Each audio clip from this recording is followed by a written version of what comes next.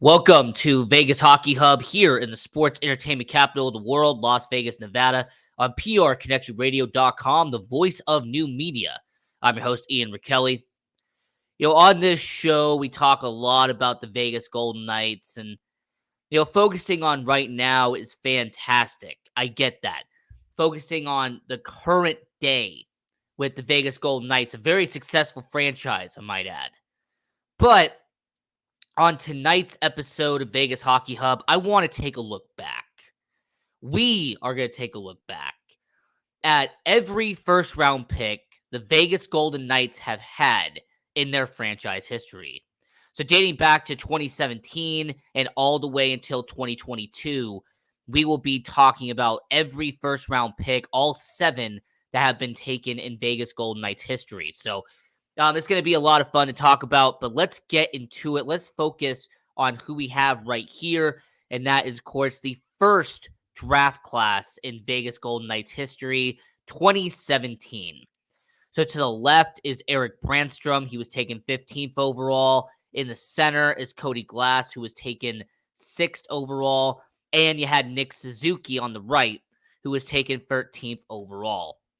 So let's focus on Cody Glass just to start out with this. Cody Glass, he came from the Portland Winterhawks of the Western Hockey League, and there was a good amount of expectations around Cody Glass.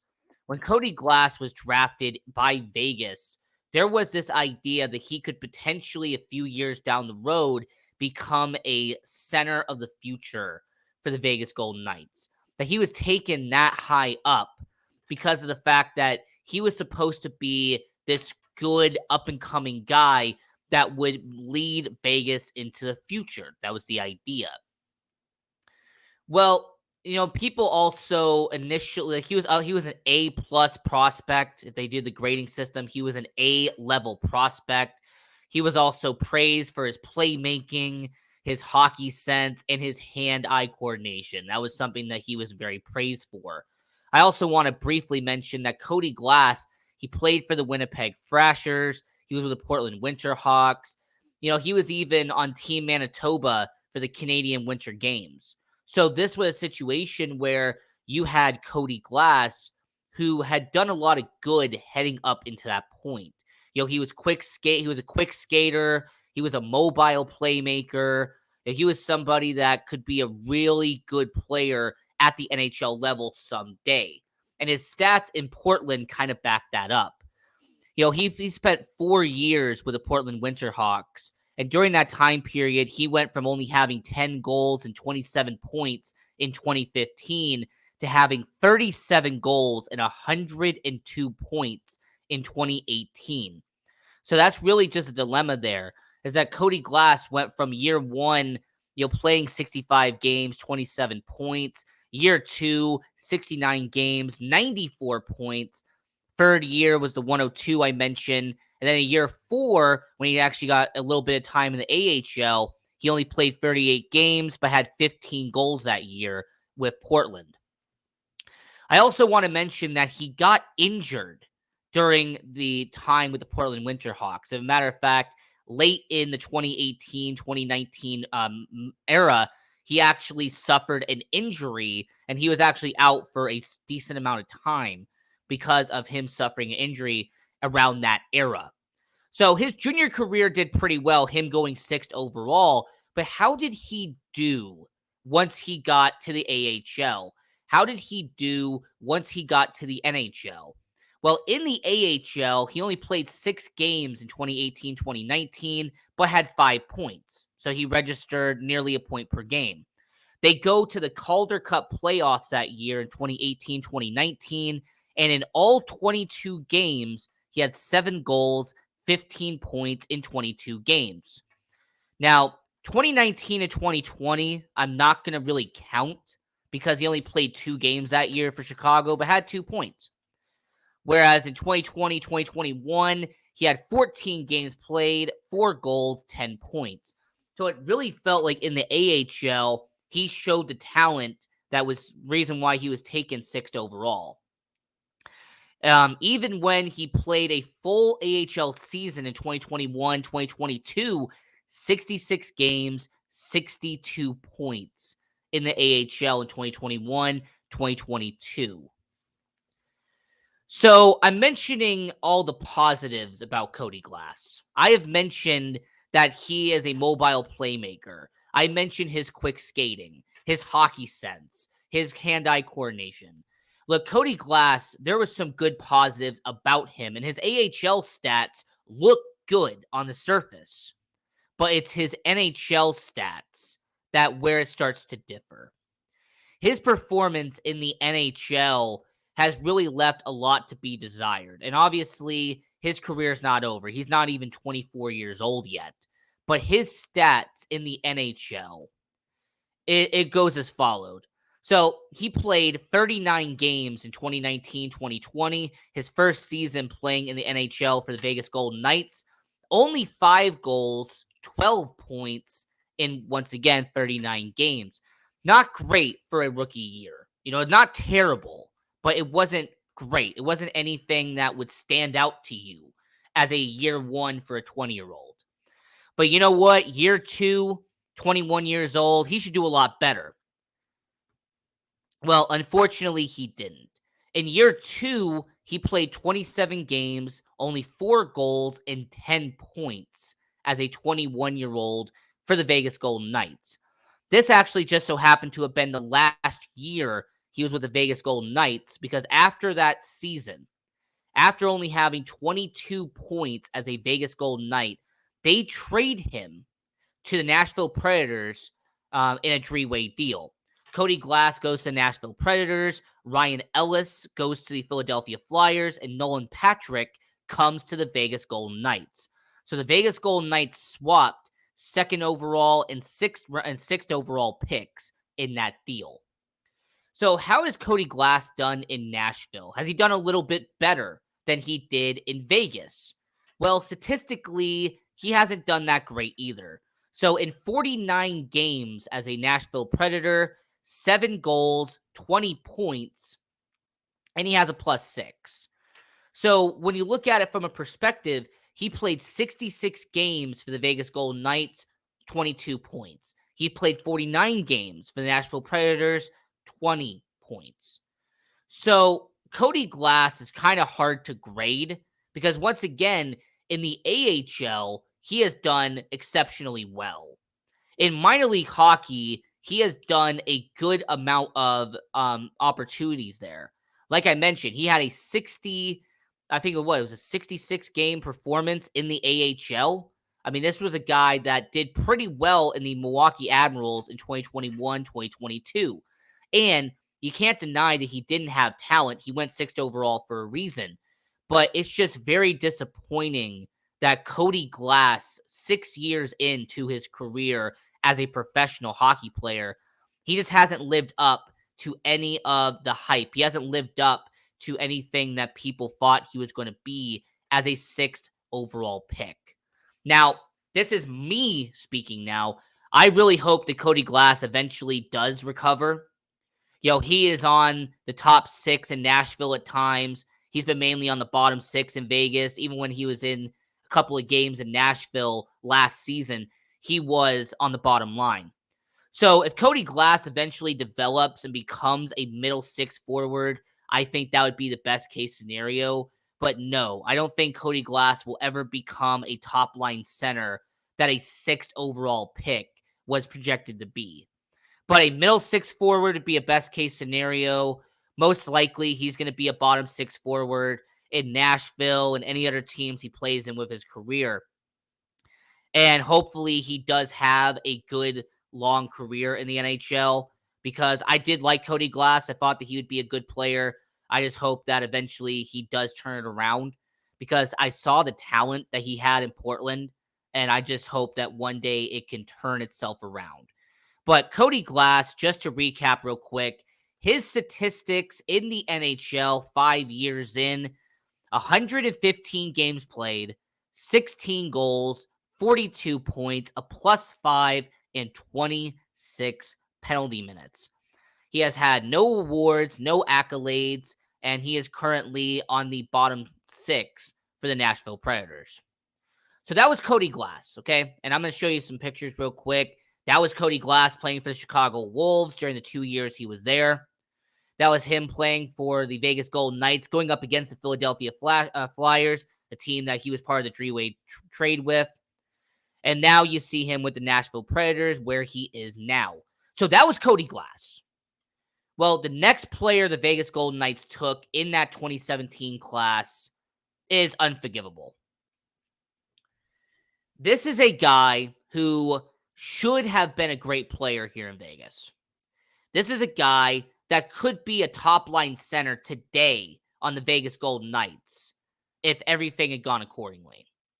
In fact, I believe that an alternate reality somewhere, the Max Pacioretty trade doesn't happen, and Nick Suzuki is a two-time All-Star here in Las Vegas. I truly believe that. Nick Suzuki, watching him in juniors, seeing him a little bit in the AHL, I knew that Nick Suzuki was going to be a good player someday, but unfortunately, it just wasn't here in Vegas. So let's just get into it. All right, Nick Suzuki as a player, he is a guy that was drafted 13th overall. He was from the Ontario Hockey League. And when it comes to Nick Suzuki, not only did he come from a hockey family, Ryan Suzuki is also a player currently in the NHL, Ryan and Nick. But this is a guy in Nick Suzuki who, regardless if he was part of Team Canada on their junior team, he was part of the 2019 World Juniors for Team Canada. He was also one of the only 3 Owen Sound Attack members to participate in the 2015 World Under-17 Hockey Challenge. He also won gold with Team Canada in the World Under-17 Hockey Challenge. So Nick Suzuki, from almost day one, he had a lot of accolades. He did some good in his career. And just his 4 years playing in the OHL, you could tell that he was eventually going to become a good player. Nick Suzuki in year 1 had 20 goals, 38 points for 63 games played. Year 2, 65 games played, 45 goals, 96 points.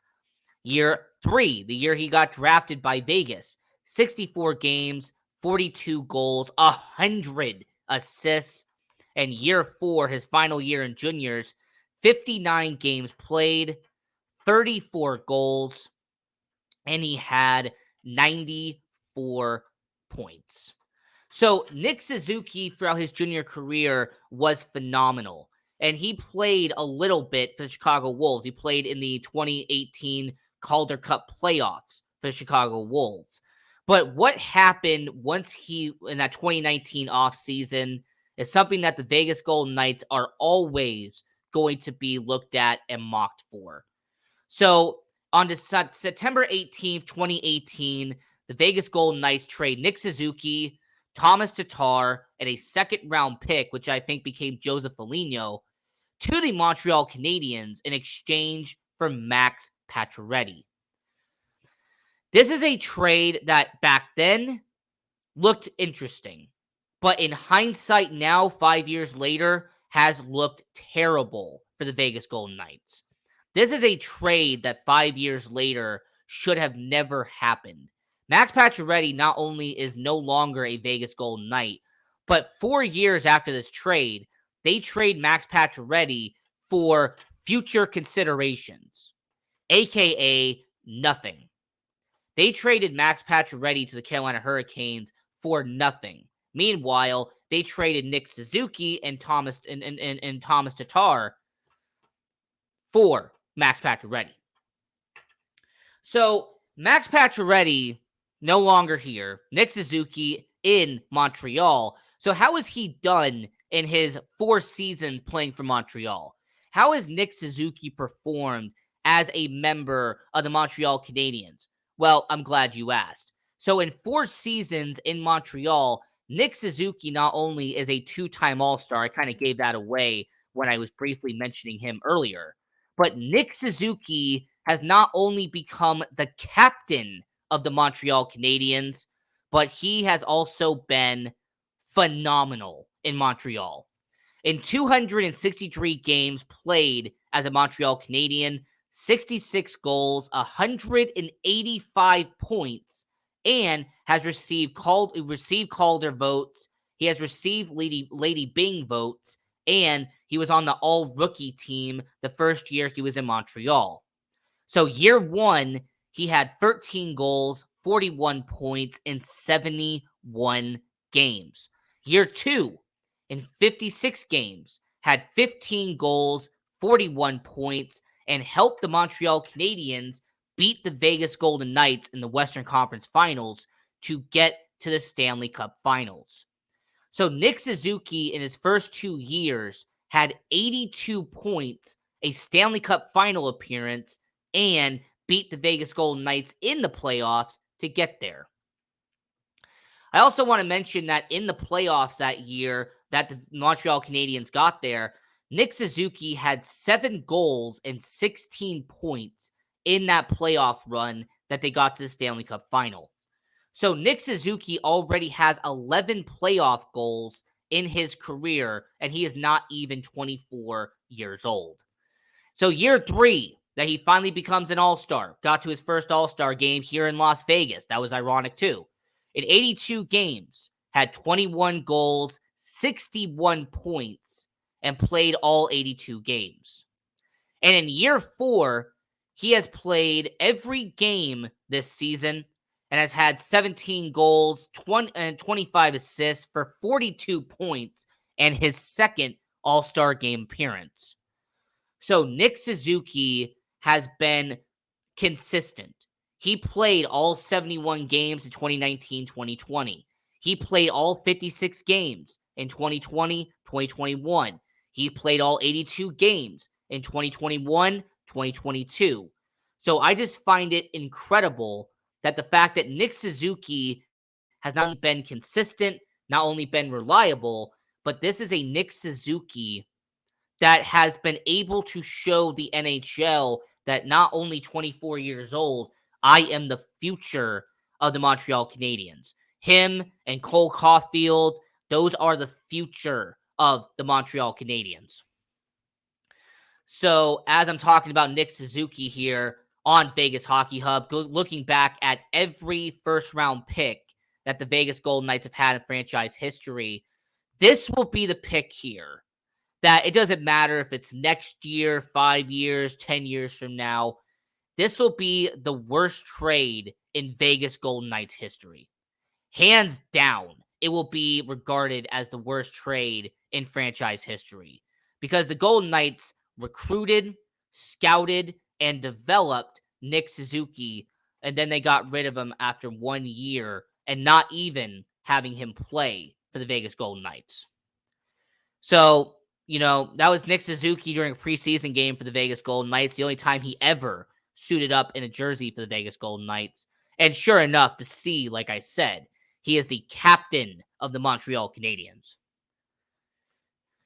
Now, this next one here, Erik Brannstrom. Now, he was taken 15th overall in that 2017 NHL draft, and there was some good potential around Erik Brannstrom. I remember that there was YouTubers, there were people that were watching hockey at the time that were high on Erik Brannstrom.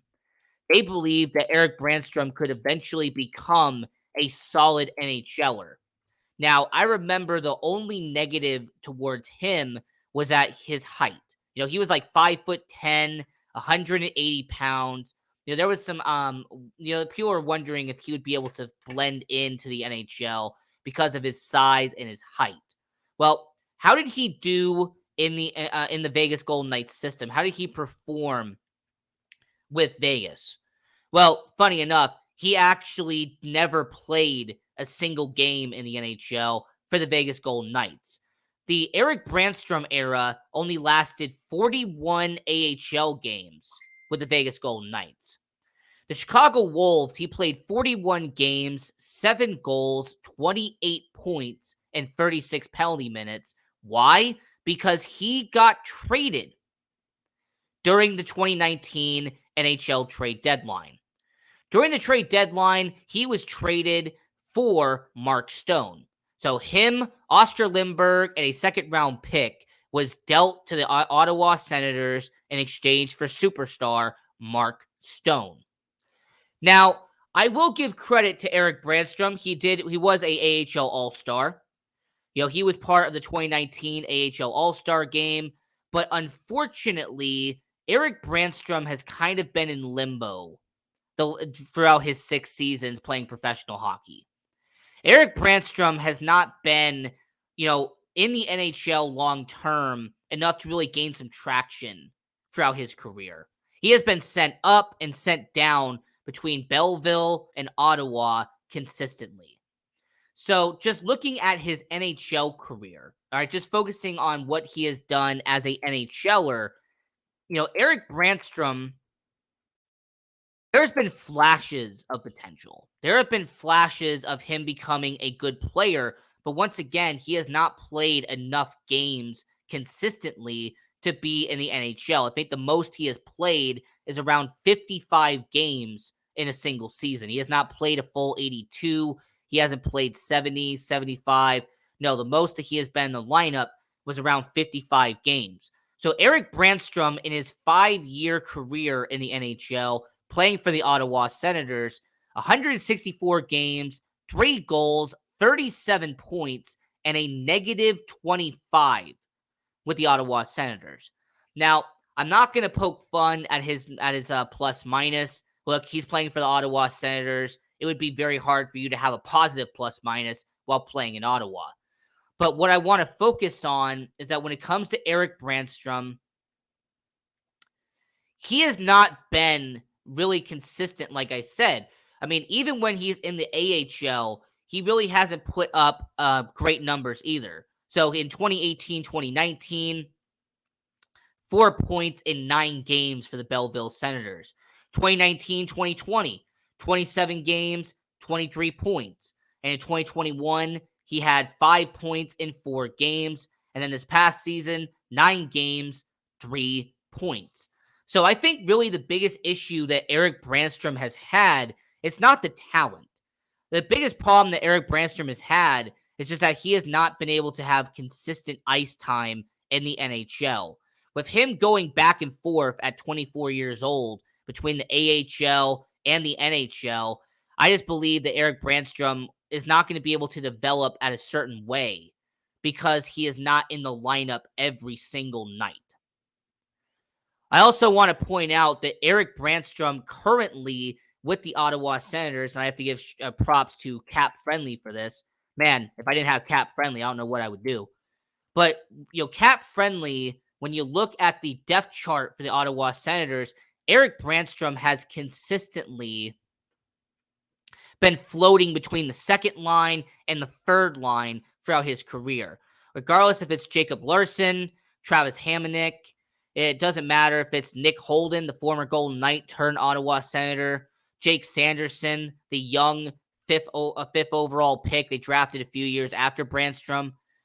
The Ottawa Senators have a good amount of defensemen, and I think that's actually negatively affecting Eric Brandstrom. Is that because they have 8 or 9 defensemen they can have in their starting lineup, that he's not able to get the consistency that you would see in a normal player.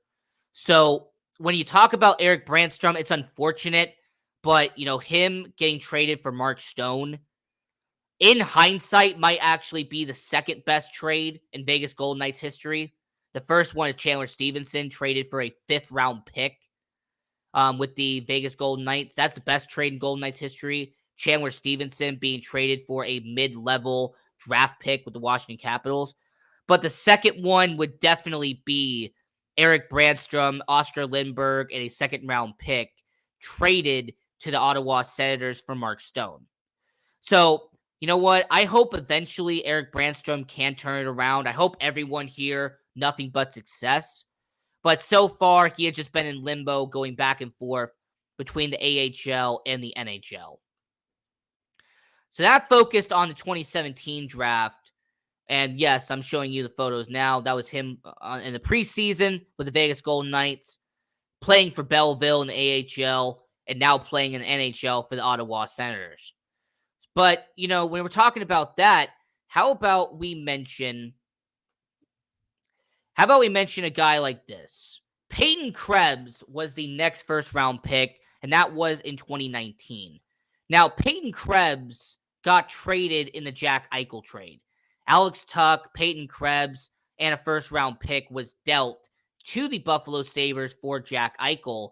And when it comes to Peyton Krebs, he has now found a home at 22 years old on the middle six for the Buffalo Sabres. As a matter of fact, Peyton Krebs, ever since being dealt to the Buffalo Sabres, he has become nothing but a solid bottom six forward for the Buffalo Sabres. The first year in Buffalo, he had 48 games, 7 goals, 22 points. Year 2, 44 games, 7 goals, 14 points. So do I think Peyton Krebs at 22 years old has a possibility to become a great player someday? Yes, I do. But right now at this moment, only 105 games played, 14 goals, and 37 points. So we'll see how he does throughout his whole career. And these last two, I'm just going to briefly mention because these guys haven't played in the NHL yet. Brendan Brisson was their first round pick in 2020. They took him from the Chicago Steel, the USHL, eventually played for University of Michigan, and now is with the Henderson Silver Knights. And Brendan Brisson, throughout his career, has been a question mark because with the Henderson Silver Knights in the AHL, there are certain people who think he should be doing better than he is currently. There's some people who think Brendan Brisson should be in the NHL already at 21 years old. And then there's some that want him to stay in the minors for a little bit longer and eventually develop as a career. I mean, this is a guy who's played 47 professional games and has had 10 goals. So Brendan Brisson, their 2020 first round pick, is still playing in Henderson, still in the AHL. Obviously, we're going to have to wait and see at the trade deadline if Brendan Brisson or if the guy I'm going to talk about here, Zach Dean, who is their 2021 first-round pick. It will be interesting to see at the NHL trade deadline if Brendan Brisson or if Zach Dean, if those guys are eventually flipped or eventually traded from the Vegas Golden Knights, because I could see that becoming a reality. But, until then, Zach Dean, who was their latest first-round pick, he is not in the AHL at this moment. He is still playing junior hockey at 20 years old. So Zach Dean playing in the KMJHL for the Gatineau Olympiques. You also have Brendan Brisson playing in the AHL for the Henderson Silver Knights, being on their middle six line for the Henderson Silver Knights. So this episode here talking about looking back at the first round picks in Vegas Golden Knights history. We went over Cody Glass, Erik Brannstrom, Nick Suzuki, Peyton Krebs, Brendan Brisson, and Zach Dean. So I want to know from all the people watching around the world, when it comes to the first round picks in Vegas Golden Knights history, have any of them been a surprise to you? Has there been any players out of the 6 that have been drafted? Has there been any of them that really have caught your attention in the NHL?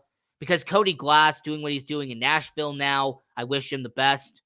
Nick Suzuki becoming a 2-time All-Star. He should have been doing that here. Erik Brannstrom in limbo in between the AHL and NHL out in Ottawa. Peyton Krebs on the bottom 6 in Buffalo, but is 22. He has time to develop. Brendan Brisson developing in the AHL as we speak. Maybe he'll get a call up to the NHL sometime down the line. And Zach Dean at 20 years old, still playing junior hockey in Quebec. It'll take time for him to eventually become an NHLer. So this was another episode of Vegas Hockey Hub. I'm your host, Ian Rachiele. And once again, this was looking back at every first-round pick in Vegas Golden Knights history. So until next time, I'm your host, Ian Rachiele. Continue watching hockey, go support junior hockey, and go Knights, go!